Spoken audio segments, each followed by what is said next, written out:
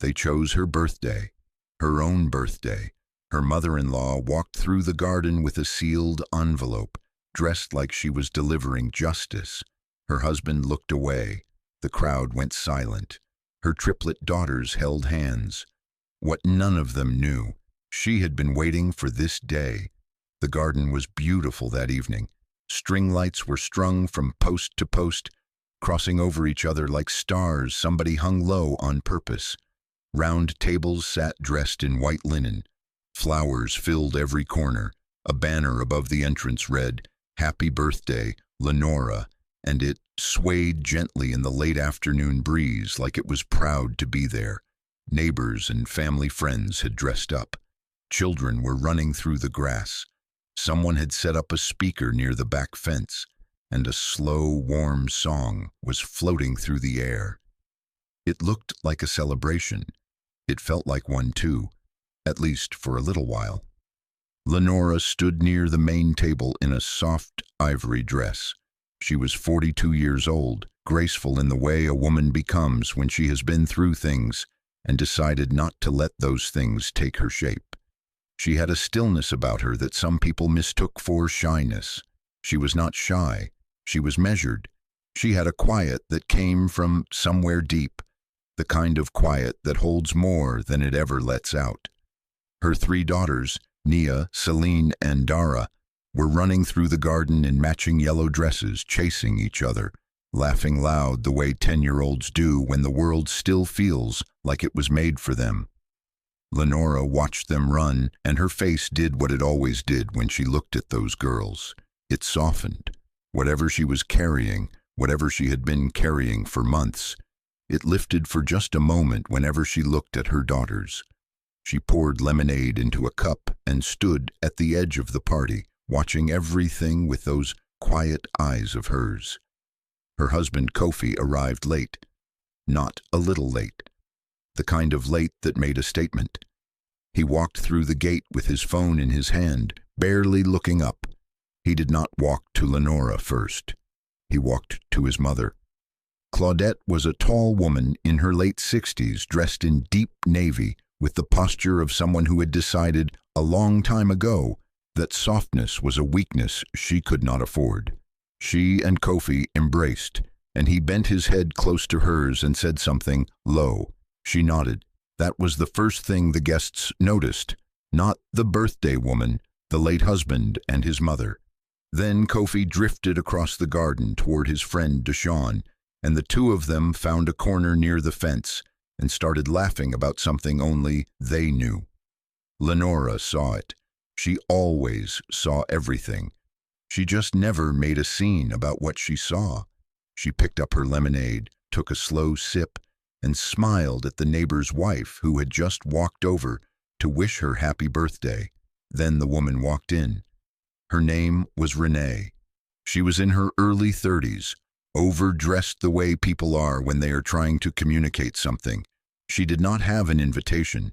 She walked in through the garden gate like she had every right to be there, and Kofi saw her and waved her over like she was expected. He introduced her to 2 guests nearby as his colleague. Some people smiled politely. Some people looked at each other. Lenora watched from across the garden. Her face did not change. She set her cup down, went to check on her daughters, and helped Dara fix the bow on the back of her dress. The birthday toast was supposed to be warm. It was supposed to be a husband raising a glass to his wife, guests clapping, children stealing cake before dinner. That was what was supposed to happen. What happened instead changed everything. Claudette stood up. She did not wait to be given the floor. She tapped her glass with a spoon, and the talking around the garden fell quiet, one table at a time. People turned to look. Claudette straightened her back and began to speak. She did not call it a toast. She did not call it a tribute. She called it the truth. She said she had watched her son give 20 years to a woman who never deserved him. She said she had stayed quiet long enough out of respect for the marriage, but that there was no more reason for silence. She said Lenora was not the woman Kofi deserved to grow old with, that she had always known something was off, that a real wife would have said so and stepped aside long ago. The garden went completely still. The music had stopped. Someone had turned it off, or it had just felt that way. Guests were looking at their laps, at the sky, anywhere but at Lenora. Kofi stood near the fence with his hands in his pockets and said nothing. He looked at the ground. Deshawn looked at his phone. Renee stood near the dessert table with the smallest smile on her face. Then Claudette reached into her handbag. She pulled out a sealed envelope. She walked it across the garden slowly, with her shoulders back, like she was crossing a stage she had rehearsed for years. She set it on the birthday table next to the cake that had not been cut yet. She looked at Lenora and said, "Consider this a gift." Nia reached for her mother's hand first. Celine stepped in close on the other side. Dara, the youngest by 4 minutes, began to cry without making any sound, the tears just rolling down her face like they did not know how to stop. Lenora looked down at her daughters.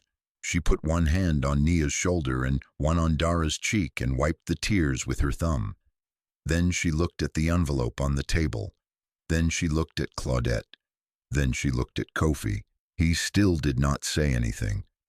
Lenora nodded once, slowly, not out of defeat, not out of surrender, the kind of nod that means I already knew this was coming, the kind that means you just made a mistake you do not understand yet.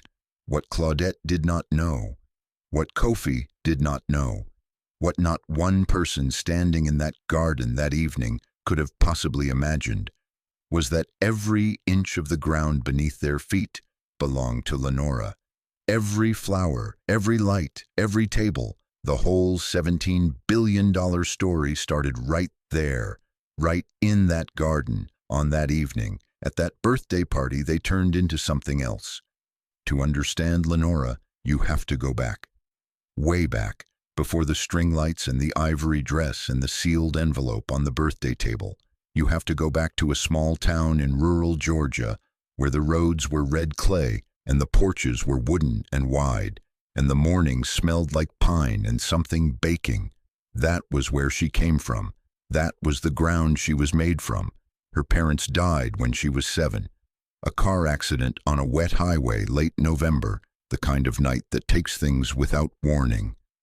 Lenora did not remember it all in sequence. She remembered her grandmother's arms. She remembered being lifted. She remembered the smell of Nana B's house, flower and lavender and cedar wood. And she remembered deciding somewhere in the blur of that grief that she was going to be okay. She did not decide it out loud. She decided it the way a seed decides to push up through concrete. Quietly, without asking permission. Nana B was a small woman who had never been small in any way that mattered. She worked land that had been in the family for 3 generations. She kept a garden that fed them through hard winters. She went to church on Sundays and believed in God, the way people believe in something they have actually seen show up. She did not raise Lenora to be loud. She did not raise her to be aggressive or combative or hard. She raised her to be grounded, rooted, unshakable in the quiet way that trees are unshakable. Before Nana B passed when Lenora was 19 and in her first year of college, her grandmother pressed something small and cold into her palm. It was a pendant on a thin chain. Brass shaped like an old skeleton key, worn smooth from years of being handled. It had belonged to Nana B's mother before her, and to her mother before that. Nana Bia held Lenora's hand closed around it and looked at her the way she always did, like she was reading something inside her that the rest of the world could not see. She said, "This is not just jewelry, baby. It is a reminder. Everything locked will open when the time is right." Lenora had worn that key pendant every single day since that afternoon, through college, through graduate school, through the early years of building what would become the most quietly powerful private holding company in the region, through her marriage to Kofi, through the births of her daughters, through the humiliations. She was wearing it the evening Claudette walked a sealed envelope across the birthday garden. The brass key was right there at the hollow of her throat, same as always. She had met Kofi when they were both in their 20s.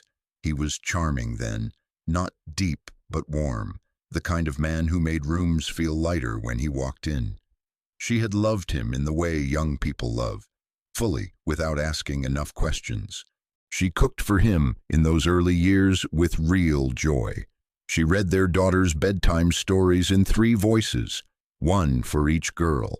She called her attorney Mr. Ellington once a month, quietly, to review the holdings, to restructure what needed restructuring, to make sure everything was airtight.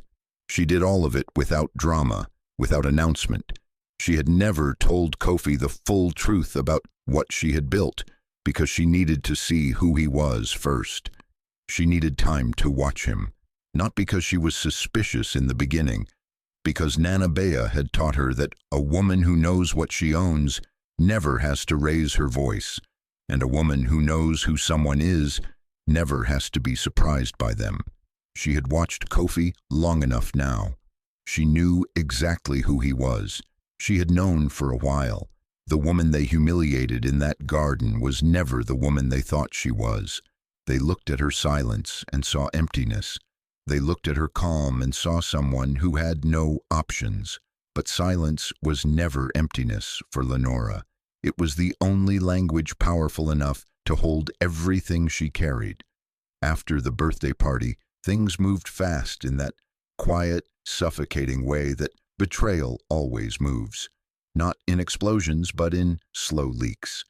Kofi stopped coming home at a normal hour. When he was home, he was somewhere else, sitting at the dinner table with his phone face down and his mind somewhere far from that kitchen, far from those daughters, far from Lenora. He stopped asking her questions, stopped answering hers. The space between them, which had been growing for 2 years, became a wall he seemed comfortable standing behind. His mother worked quickly. Claudette had never trusted Lenora, not from the very first time Kofi brought her home, not from the wedding day, not through the pregnancies or the years of building a home together. She had been waiting for a moment like this. Now she had it. She began filling Kofi's ears with a story she had assembled piece by piece over years, that Lenora came from poverty and had married Kofi for the stability his family name represented, that her background was something she had hidden on purpose, that she had never truly loved him, only needed him, that a man like Kofi deserved someone who matched him, someone with standing, someone established, someone like Renee. Claudette met privately with a family attorney. She did not tell Kofi every detail of those meetings. She told him enough, that they were protecting him, that they were making sure the divorce would go smoothly and fairly, that Lenora would be provided for reasonably, but would not walk away with anything that belonged to the family. Kofi signed documents his mother slid across a table to him. He did not read them carefully. He trusted her. He had always trusted her more than he had trusted his own eyes. Renee was not just opportunistic. She was methodical. She had inserted herself into the fabric of Kofi's daily life over the previous 14 months, with the patience and precision of someone who knew exactly what she was doing. She had started appearing at professional events he attended, then at dinner with mutual friends, then at the house for a family cookout that somehow she had been invited to without Lenora knowing. She spoke to the daughters in the careful, practiced way of a woman auditioning for a role. She brought Nia a book about science. She complimented Celine's drawings. She called Dara by the nickname only her sisters used, which Lenora noticed immediately and said nothing about. Renee fed Claudette information about Kofi's moods, his finances at work, his doubts. She made herself indispensable to everyone except the woman who actually lived in that house. The weeks after the birthday party were the hardest of Lenora's life, not because she was broken, but because she had to hold herself together while watching everything she had built with a man get dismantled by his own choices, and while keeping her daughters from feeling the full weight of it. Nia had stopped eating much at dinner. Celine had started sleeping with the light on. Dara asked Lenora one night, while Lenora was braiding her hair, if Daddy was going to leave. Lenora did not lie to her daughter. She did not give her false comfort either. She held the braid in her hands and said, "Whatever happens, you and your sisters will always have me. Fully. All of me. That is never going to change." Dara looked at her mother's reflection in the mirror. She nodded slowly, the same nod Lenora had given Claudette in the garden. One night, after the girls were asleep, Lenora walked out to the garden alone. She sat at the same table where the birthday cake had sat. The string lights were down. The banner was gone. It was just the garden now, quiet and dark and still. She sat there for a long time without moving. She thought about her grandmother. She thought about the clay roads and the cedar smell and the brass key pendant that was resting against her chest right now. She let herself feel everything she had been holding. The grief of a marriage that had hollowed out, the rage she refused to perform, the love for her daughters that never wavered, not even at the bottom of the darkest moment. She let the tears come. They came quietly, the way hers always did. Then she wiped her face. She straightened her back. She looked at the night sky for a moment, and she took out her phone and called one number. Mr. Ellington answered on the second ring. He always answered on the second ring. She heard his warm, steady voice, and something in her chest settled. She said, "It is time, Ellington." He did not ask her if she was sure. He did not give her a speech. He had been her attorney and her most trusted advisor for 18 years. He knew what those 3 words meant. He said, "Everything is ready, Lenora. Everything has been ready." She thanked him, ended the call, and sat alone in the garden for a little while longer, not in grief, not in defeat. She sat the way a woman sits when she is about to open a door that has been closed for a very long time. The gala was the social event of the season. It was held outdoors in the courtyard of a newly renovated community arts center in the heart of the city. White tents stretched out across the grounds, anchored by poles wrapped in ivy and soft lights. Round tables held candle centerpieces that flickered in the evening air. A live quartet played near the garden entrance. Women came in evening gowns. Men came in tailored suits. This was the gathering where the city's most prominent black families came to be seen, to give, to belong to something larger than themselves. Everyone who mattered was there. Kofi was there. Claudette was on his left. Renee was on his arm. They moved through the space together like a unit, greeting people, accepting compliments on how well Kofi looked. Claudette had worn something red. She was in her element, surrounded by community, receiving the kind of social warmth she had always fed on. She had spent the last several weeks performing the narrative of a mother who had rescued her son. People believed what they were shown. Lenora arrived late. She came in through the main entrance alone, in a deep burgundy gown that did not announce itself but commanded every room it entered. The brass key pendant was at her throat, same as always. She walked slowly, not because she was nervous, but because she had never been in a hurry to get to a thing she was already certain of. Guests near the entrance turned to look. Someone at a nearby table lowered their glass. The quiet that followed her was not the silence of discomfort. It was the silence of recognition, the sense that something important had just entered the space. She greeted a few people warmly. She accepted a glass of water from a server. She found a seat at a table near the center of the tent and sat down with the easy composure of a woman who owned the floor beneath her chair, which, as it happened, she did. Kofi saw her from across the tent. His expression shifted. Something moved across his face.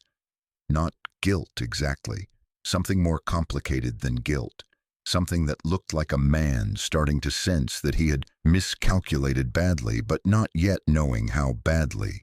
The evening's host was Dr. Okafor, a respected woman in the community, a physician and philanthropist who had spent 30 years building institutions in the city.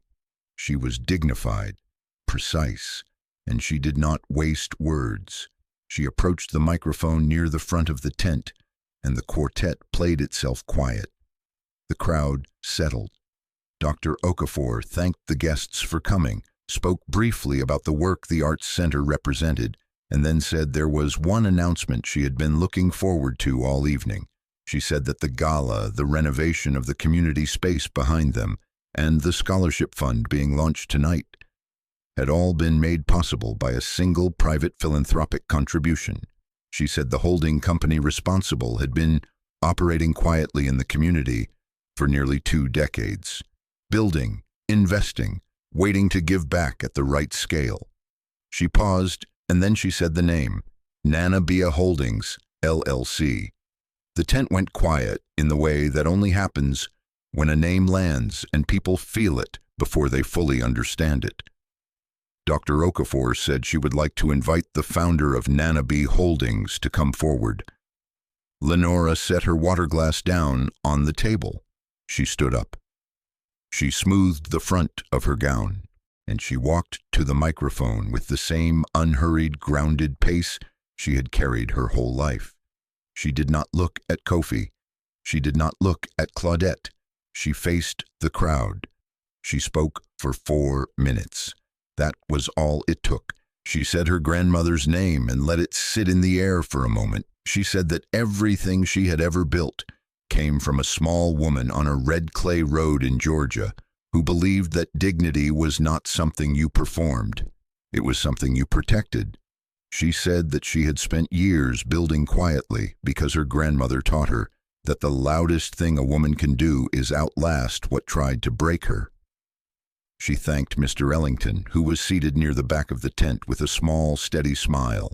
She looked toward the table where her daughters were seated, Naya and Celine and Dara, all in deep burgundy to match their mother, watching her with wide, still eyes.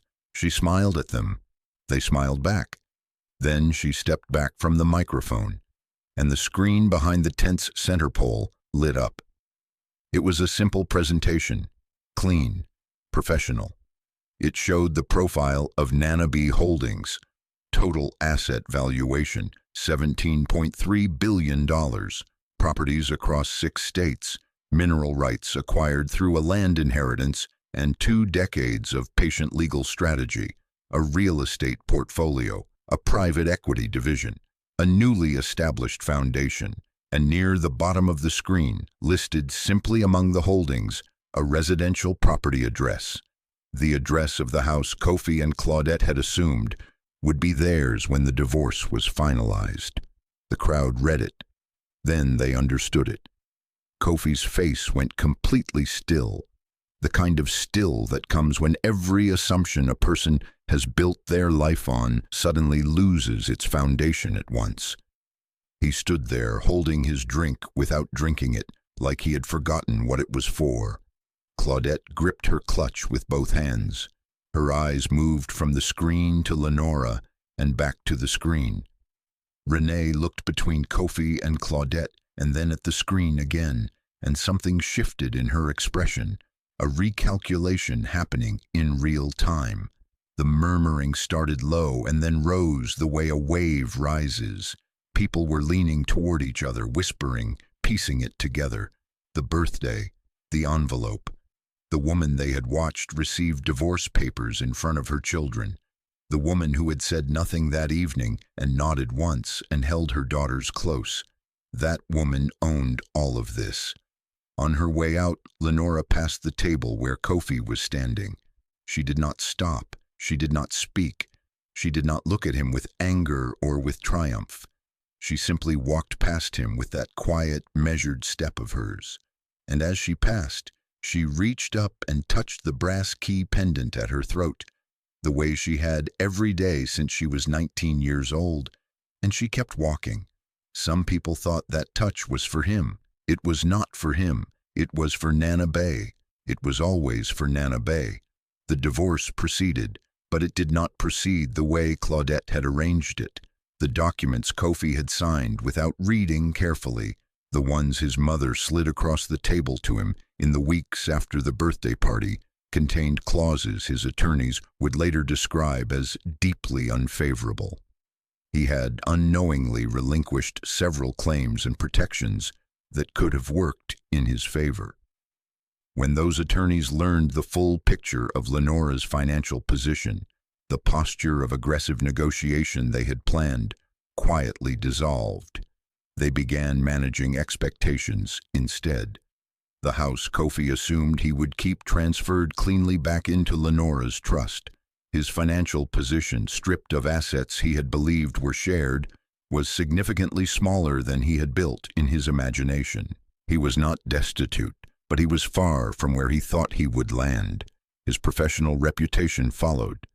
The story moved through their social circle the way true things always move, not through announcement but through the slow, steady correction of what people thought they knew. The same neighbors who had stood in that birthday garden, the same family friends who had watched Claudette carry an envelope across the lawn, they put it together now. And they moved accordingly. Some people said nothing directly to Kofi. They just stopped calling, stopped inviting, stopped including, which in some ways was its own verdict. Renee was gone within 2 weeks of the gala. She returned his last 3 messages with silence. She was seen at a professional dinner shortly after on the arm of someone else, laughing the way she had laughed that evening at the birthday party, comfortable and unbothered, already composing the next chapter of something that had nothing to do with Kofi anymore. He had believed she cared for him. He had not understood that she had been reading a balance sheet, and the balance sheet had changed. Claudette carried the weight of what she had done in the way that proud people carry consequences, without acknowledging them publicly, but visibly. The community she had performed the birthday humiliation in front of was the same community that had been sitting in that tent when the screen lit up. Church friends, neighbors, people whose respect she had spent decades cultivating. Some of them were kind enough not to say anything to her face. Some were not. She was left with the outcome of all her engineering. Her son diminished, her target unbowed, and the audience she had played to now knowing the full story. Nia, Celine, and Dara chose to live with their mother. They chose it without drama, without it being a point of conflict, because Kofi looked at his daughters one evening and understood that he could not fight for a position he had forfeited. He would see them, he would be their father, but he would do it from a distance he had created himself, and he would have to spend years learning what that cost. There is a specific kind of loss that does not announce itself loudly. It just settles in. It takes up residence. It is the loss of being seen clearly by the people who once looked up to you, and finding in their eyes not hatred, but simply an absence of the illusion they once had of you. That was what Kofi lived with after. That was the real consequence. Not the money, not the house. The being truly seen, finally, after everything. The garden was quiet at 6 in the morning. Dew sat on the grass in the early light. The string lights were long gone, packed away after the birthday party that had ended the way it did. There was nothing decorative left in the space, just the garden itself. The old oak near the fence. The flower beds Lenora had planted in the second year of living in that house. The stone path that curved from the back door to the table at the center. Everything was still. Lenora sat at that table with a cup of tea, both hands wrapped around the mug. She was not thinking about anything specific. She was doing something rarer and harder than thinking. She was resting. Actually resting the way a person rests, when the thing they were braced for has finally passed and the body starts to let go of the holding. She reached up and touched the pendant at her throat. the brass key smooth and warm from her skin.